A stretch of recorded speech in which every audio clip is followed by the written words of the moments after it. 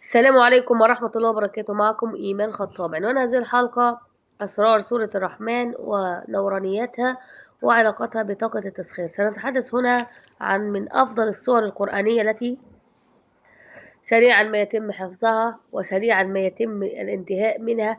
خفيفة عندما يقرأها الإنسان يشعر كأنه تحمله الريح، يشعر بالسرعة والسلاسة، كما أنها تتميز بحرف النون الذي فيه طاقات للخفاء.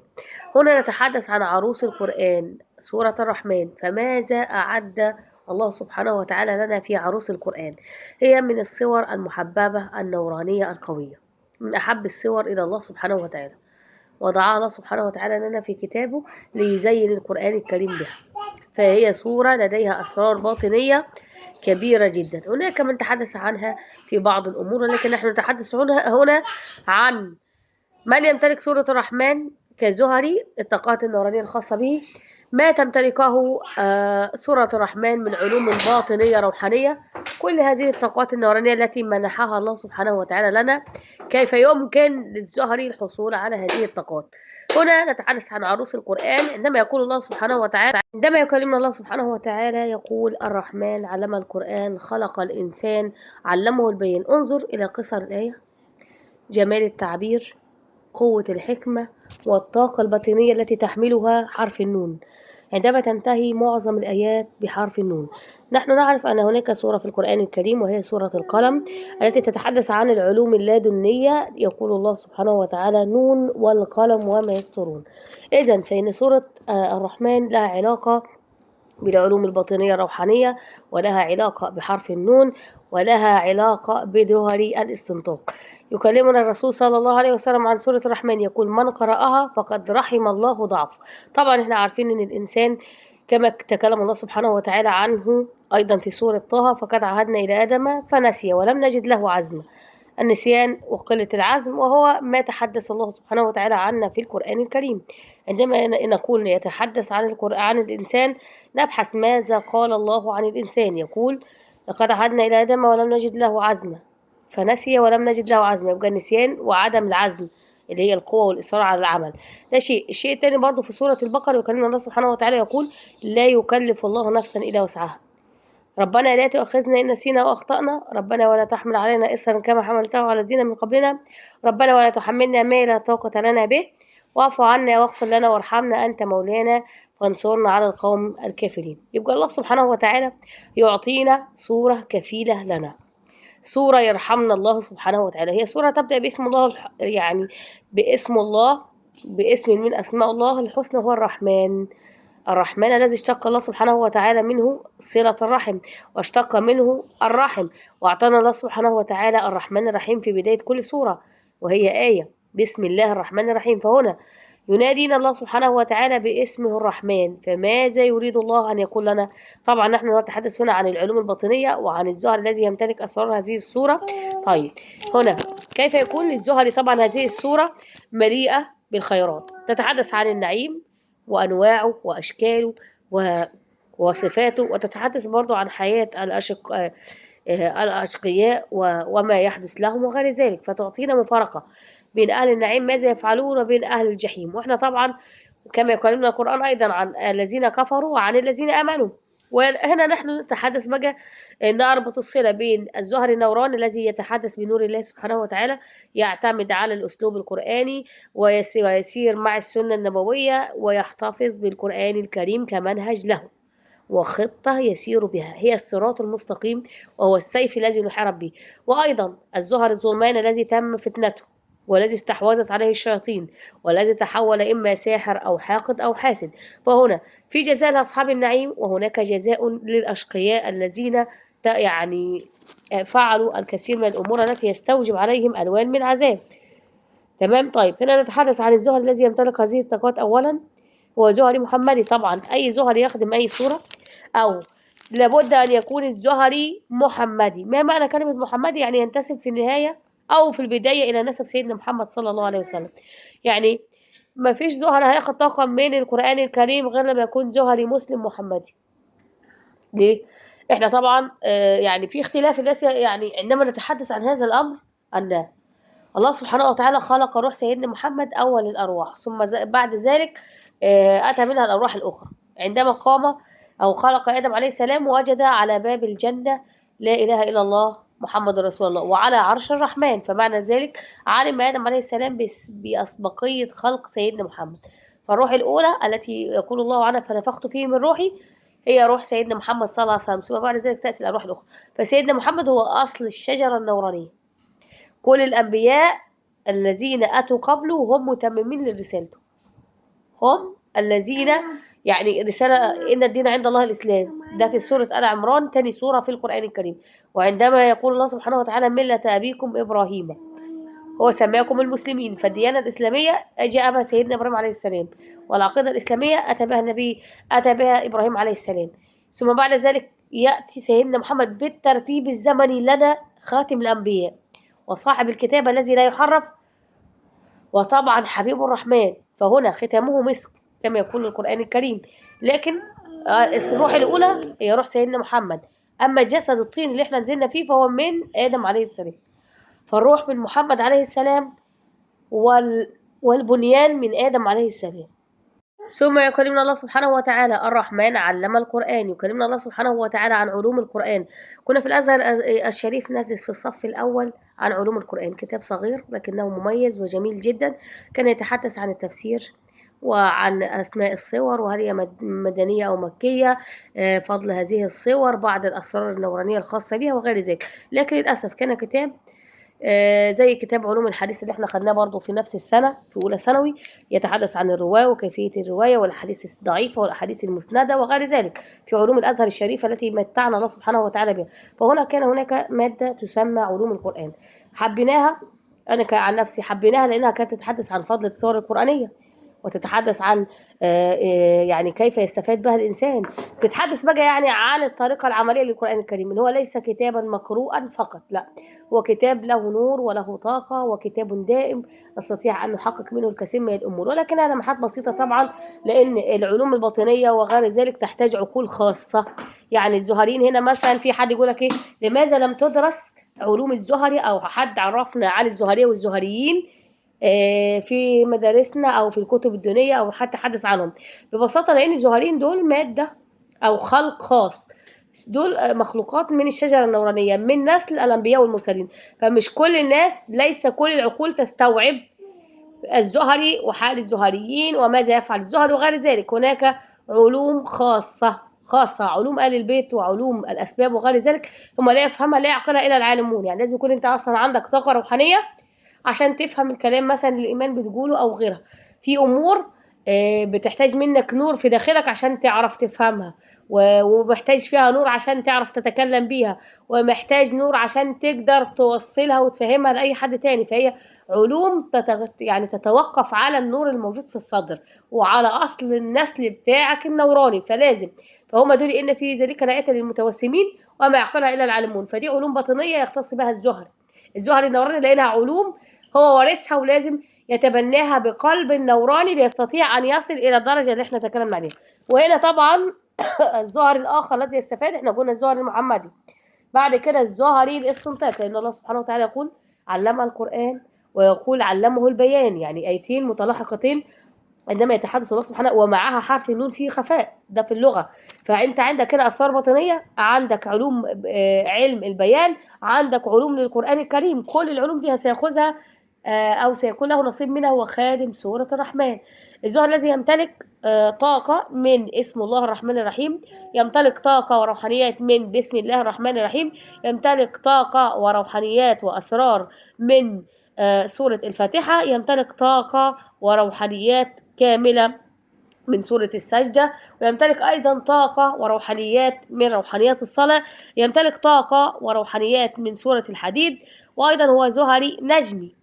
عندما نتحدث عن الرحمن يتحدث الله سبحانه وتعالى عن علوم الفلك، يتحدث الله سبحانه وتعالى عن الشمس والقمر، يتحدث الله عن الترتيب الزمني، يتحدث الله سبحانه وتعالى عن البوابات النجمية، ولكن لا يفهم هذا الأمر غير الزهري الذي لديه زي ما احنا قلنا لمحة بالنور بين طياته، يعني هو جسد نوراني له طاقات نورانية يستطيع أن يكشف بها حقيقة فضائل سورة الرحمن وكيف يتم التعامل معها في عالم الواقع وعالم المادة، ان انت تشحن نور من هذه الصورة. يقول الرسول من قرأها فقد رحم الله ضعفه، يعني دي اكبر انجاز ان احنا يعني عندنا ابن ادم خطاء وخير الخطاؤون وخير الخطاؤون التوابين. فالله سبحانه وتعالى يعطينا مدد، يعطينا فرصة تانية لتجديد الحياة، بيعطينا طاقة للرحمة. وهو يعني طبعا في بوابة رحمانية كبيرة. يقول الله الرحمن، فهي طبعا تختص باسم الرحمن وتختص بالرحمات اللي ربنا سبحانه وتعالى ينزلها علينا. وطبعا الآيات القرآنية التي تتكلم عن الرحمة منها فوجد عبدا من عبادنا آتيناه رحمة من عندنا. علوم سيدنا الخضر وطاقات النورانية الخاصة بسيدنا الخضر هي علوم رحمانية من اسم الله الرحمن. تمام. وأيضا ربنا آتنا من لدنك رحمة وهيئ لنا من أمرنا رشدا. ففي سورة الكهف، فهنا احنا بنجمع بين نور سورة الكهف في في سيدنا الخضر وبين بين أصحاب الكهف. فهنا احنا بنتكلم على ناس من أهل الخطوة، إن يعني نتحدث عن الذين لديهم طي الأرض. فهنا سورة الرحمن بتخدم طاقة التسخير، بتخدم طاقة زهري أهل الخطوة أو الزهر النوراني. فهي إذن كرامة للأولياء، هي تاج كما هي عروسة للقرآن. فالزهر الذي يخدم القرآن هي عروس له، بتخدمه في امور كثيره يزينها الله سبحانه وتعالى بكثير من الطاقات النورانيه. قلنا طبعا زهر الاستنطاق يستمتع بطاقات نورانيه خاصه بعلوم البيان وعلوم القران. الزهر النجمي له طاقه نورانيه في علوم الفلك، فتح البوابات النجميه، العروج الى السماء، وبيستفاد منها ايضا في بوابه الاسراء والمعراج حينما عرج النبي صلى الله عليه وسلم به إلى طبعا سدرة المنتهى وعند الله سبحانه وتعالى عند جنة الماء وغير ذلك. وهذا الزهر أيضا يمتلك طاقة سورة الحديد، هو زهر يتمتع بزيدة كبيرة جدا وطاقة نورانية وفضائل. وأيضا الذي يمتلك طاقة سورة الرحمن هو يمتلك أيضا روحانيات من سورة الجن، عشان يبقى عنده فتح للبوابات، عشان يبقى عنده عروج، علشان يبقى عنده سفر عبر الزمن، عشان يبقى عنده التحكم في طاقة الزمان اللي هي السفر عبر الماضي والسفر عبر المستقبل والسفر إلى عوالم أخرى، إلى أولياء الله أو إلى رسل الله أو للأماكن الأخرى. وعنده قدرة على فتح البوابات الزمنية والمكانية، طاقة لتسخير الأرض وطاقة لعلوم الفلك وغير ذلك من هذه الأمور. ففيها طاقات نورانية. طيب أحد مثلا يسألني يقول لي كيف تأتي هذه العلوم اللي أنت تتحدثي عنها؟ العلوم بتأتي بقلب مستقيم ومنهج الإحسان اللي ربنا تكلم عنه في هذه الصورة. يقول الله سبحانه وتعالى وهل جزاء الإحسان إلا الإحسان في هذه الصورة. فهنا من هو مبدأ المحسنين أنك تعبد الله كأنك تراه، فإن لم تراه فإنه يراك. تعبد الله سبحانه وتعالى هنا ربنا سبحانه وتعالى بيعطيك من فضل الله، فأنت هتتحدث وتمشي وتسير بمنهج فضل الله سبحانه وتعالى، وكان فضله عليك عظيما. يعني إذا كنت أنت من الناس اللي تخرج زكاة هيبقى عندك صدقات، إذا كنت أنت من الناس المصلين هيبقى عندك تطوع، يعني إذا كنت أنت من الناس الصايمين فيكون عندك إيه النوافل، إذا كنت أنت من الناس اللي بتقرأ قرآن فعليك بزيادة النور. فأنت شخصية يعني منتجة للنور بقدر كبير. عشان تقدر توصل للطاقات النورانية الخاصة بسورة الرحمن ستنال من باب الفضل أن تسير على منهج الإحسان. وأنا قلت قبل ذلك الزهر اللي عايز ياخد طاقات نورانية لازم يمشي على منهج الإحساس. فهذا الزهر يمتلك روحانيات وطاقة من سورة الإنسان، ويمتلك روحانيات وطاقة من سورة الجن، يمتلك روحانيات من معظم الصور القرآنية. زهري خادم للقرآن الكريم فيمتلك، أو زهري جامع للصفات. هنا قلنا زهر الاستنطاق والزهر النجمي، قلنا الزهر المحمدي والزهر المحارب طبعا لأن هي بتغلف الجسد بطاقة نارية نورانية. سورة الرحمن من الطاقات النارية يعني المرتفعة. عندما تقرأها أنت أصلا كزهري بتشحن طاقة نورانية. أول ما تقرأ سورة الرحمن، سورة الدخان وسورة النجم، هتحس إن كأن في نوع من اللهب يحيط جسدك مع نوع من الدفى. عارف انت قلنا يا ناري كوني بردا وسلاما على ابراهيم، هتحس ان في نار والنار ديت فيها دفء والدفء فيه حماية. هو ده الشعور اللي هيأتي ليك، شعور تفصيلي تماما، دفء، حماية، طاقة نارية. هنا بنغلف الجسد بطاقة نارية عندما تقرأ سورة الرحمن. وأيضا آية النور تغلف الجسد بطاقة نورانية، وزيت الزيتون يغلف الجسد بطاقة نارية. فهي صورة فيها طاقة نورانية ضد الحسد وفيها طاقة نورانية كبيرة جدا. طبعا هذا الزهري الذي يتمتع بطاقات سورة الرحمن أيضا زهرية الرحم اللي هو فيما يقابلها زهري النسل، وطبعا لها علاقة جدا كبيرة بسورة الكهف زي ما احنا قلنا، والآيات التي يقول الله سبحانه وتعالى عنها في الرحمة. يعني عندما يقول الله سبحانه وتعالى سبح لله ما في السماوات وما في الأرض وهو العزيز الحكيم. أنا بيتحدث الله سبحانه وتعالى عن الرحمن الرحيم في سورة الفاتحة، يتحدث الله عنه في سورة النمل إنه من سليمان وإنه بسم الله الرحمن الرحيم. يكلمنا سبحانه وتعالى فبما رحمة من الله لنت لهم. لسيدنا محمد نزل بالرحمة والرحمات والنورانيات، ولسيدنا محمد كان بوابة تقية لنزول القرآن الكريم كاملا. فكيف كان هذا القلب، وكيف كان هذه البوابة، وكيف كان لسيدنا محمد الجسد النوراني الذي يحمل كمية النور بحقيقتها. طبعا لأنه هو جسد جاهز. أنا لما بتحدث عن الزهر المفعل الزهرية بقول ده زهري بيقدر ياخد من القرآن الكريم طاقة يحولها في عالم المادة. ده الزهري يعني من نسل النبي.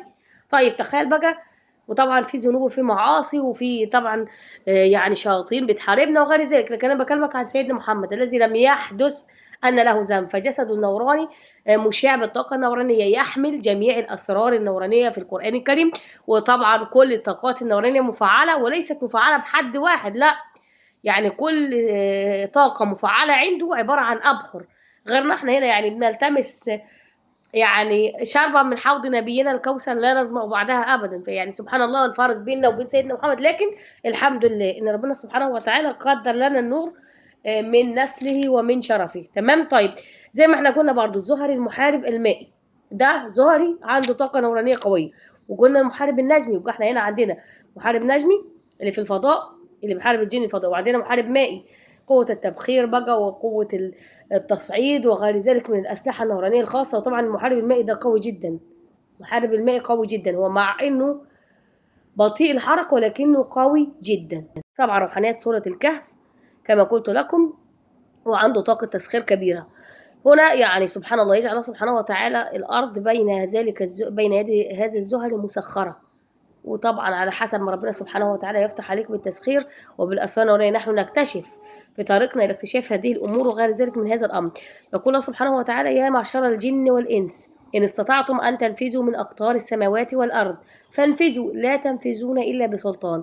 السلطان يوجد في سورة الرحمن. وما هو السلطان؟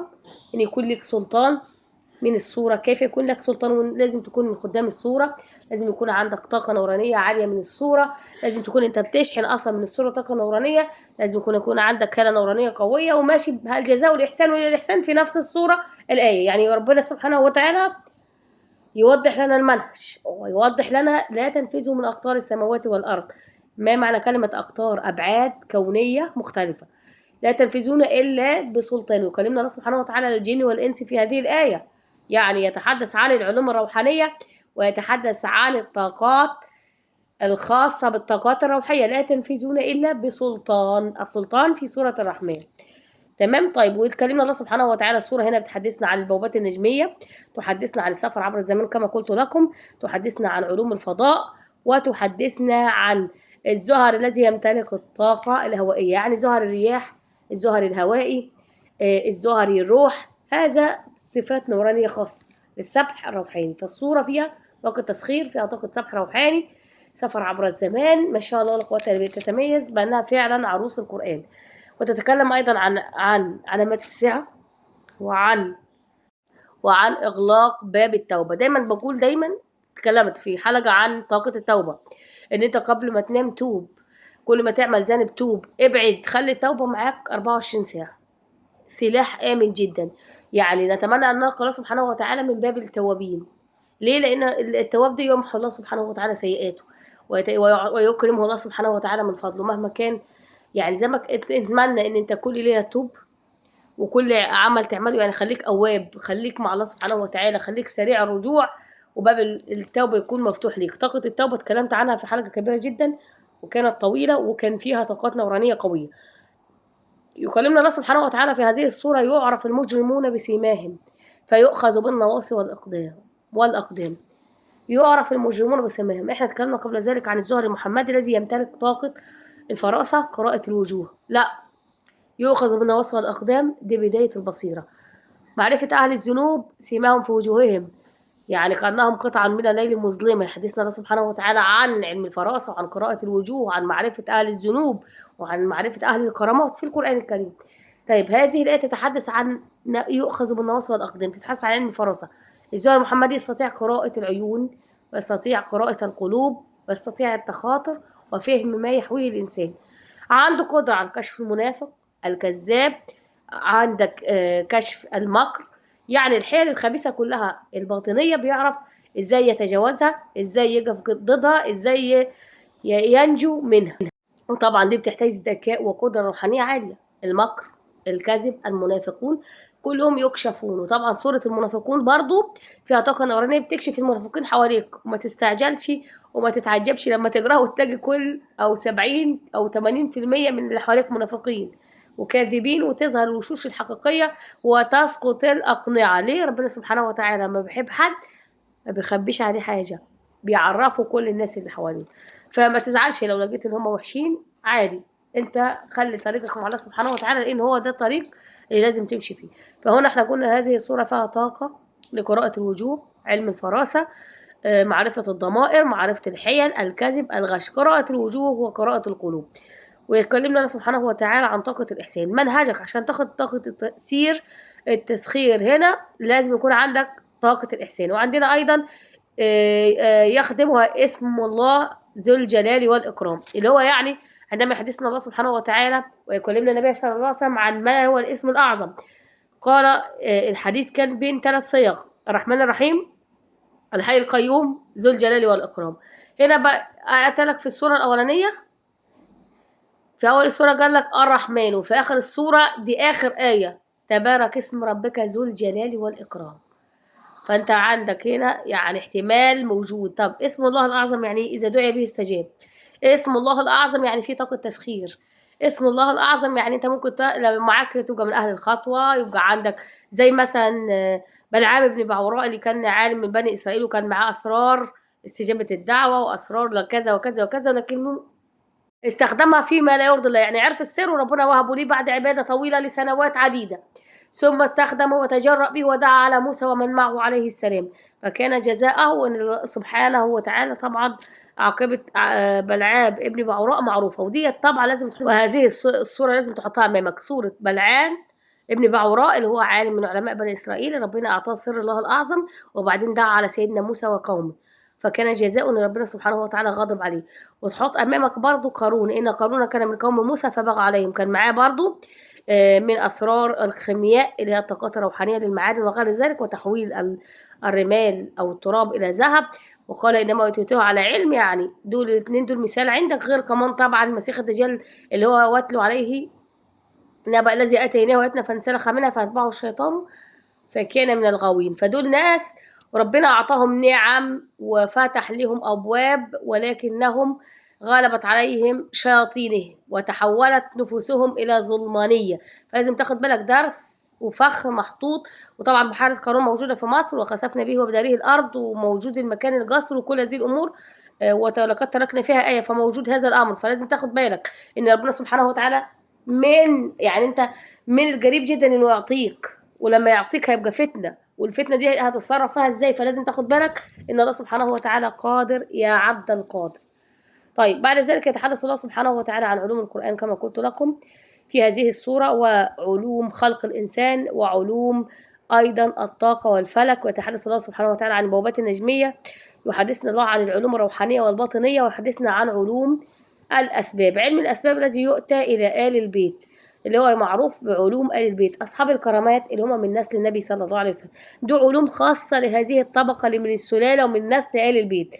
وبرضه هذه الصورة تعطينا زي ما احنا قلنا، بتعطينا طاقة ضد الحسد، بتغلف في الجسد بطاقة دورانية نارية قوية جدا، وأيضا هي قوية جدا لصعق العوارض الشيطانية، وكما أنها حارقة طبعا من أهم الطاقات الحارقة من آيات الحرق والعذاب. وطبعا هذه الصورة فيها طاقة كبيرة جدا للشفاء، وبها أيضا طاقة كبيرة للسكينة مع الدفء. يعني مثلا عندك الآيات الأخرى اللي آيات السكينة اللي بتحدث عنها فيها برد وسلام، زي سيدنا إبراهيم كده، كنا يا ناري كوني بردا وسلاما على إبراهيم، في برد وسلام في طاقات السكينة في آيات السكينة. هنا في برد، هنا في سورة الرحمن في سكينة ودفء. يعني وانت بتقرأ سورة الرحمن هتحس بسكينة ودفء، هتشعر بطاقة بتغلف في جسدك، هتشعر بحماية ربانية، ستشعر أنك في معية الله، هتحس بنوع أنك عندك يعني سور حماك من العوارض الشيطانية، هتحس انك في حماية ربنا سبحانه وتعالى، هتحس انك قريب اكتر لدرجة الطمأنينة. فسورة الرحمن سورة نورانية قوية جدا، رغم يعني صغر آياتها وصغر عددها، إلا أنها سورة مليئة بالنفحات النورانية. سورة فيها تحتمل طاقة شفاء، وتحتمل طاقة ترميم، وتحتمل طاقة للمحبة وطاقة. وإلى هنا قد أكون قد وصلت لنهاية تلك الحلقة، والسلام عليكم ورحمة الله وبركاته. دمتم في رعاية الله وأمنه.